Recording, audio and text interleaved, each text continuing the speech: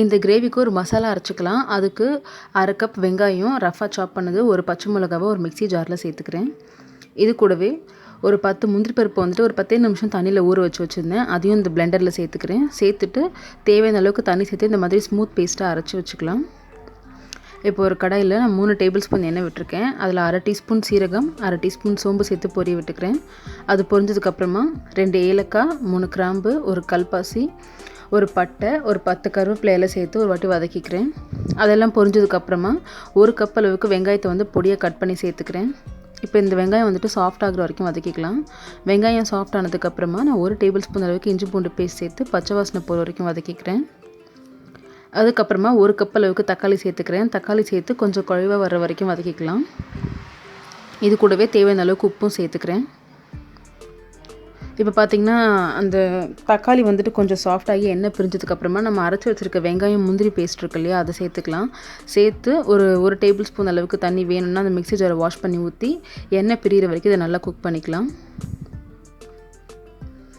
எண்ணெய் பிரிஞ்சிருச்சு. இப்போ இதில் 1/2 டீஸ்பூன் மிளகாத்தூள், 1 டீஸ்பூன் மட்டன் மசாலா, 1/2 டீஸ்பூன் அளவுக்கு மல்லித்தூள் சேர்த்துக்கிறேன். இல்லைனா குழம்பு மிளகாத்தூள் சேர்த்து எண்ணெய் பிரிஞ்சு வர்ற வரைக்கும் வந்துட்டு வதக்கிக்கலாம். இதுக்குள்ளே பச்சை வாசனையும் போயிடும்.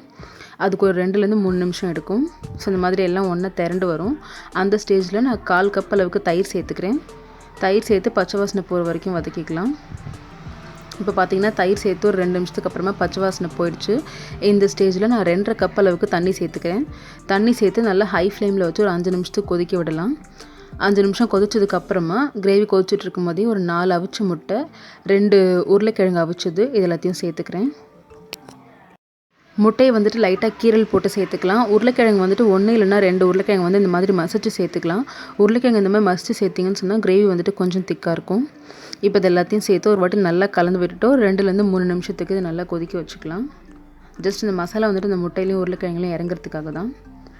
நல்லா கொதிச்சதுக்கப்புறமா கடைசியாக கொஞ்சமாக கொத்தமல்லி இலையும் கருவேப்பிலை இலையும் தூவி அடுப்பை ஆஃப் பண்ணிடலாம். அடுப்பை நிறுத்தினதுக்கு அப்புறமா ஒரு 1/2 டீஸ்பூன் அளவுக்கு மிளகுத்தூள் சேர்த்துக்கிறேன். ஒரு வாட்டி சேர்த்துட்டு நல்லா கலந்து விட்டுக்கலாம். அவ்வளோதான். இது வந்துட்டு சாதம், சப்பாத்தி, இட்லி, தோசை எதுக்கு வேணால் சாப்பிடலாம். ரொம்பவே டேஸ்டியாக இருக்கும். ரொம்பவே ஈஸியான ரெசிபி. ஸோ கண்டிப்பாக ட்ரை பண்ணி பாருங்கள். தேங்க்ஸ் ஃபார் வாட்சிங்.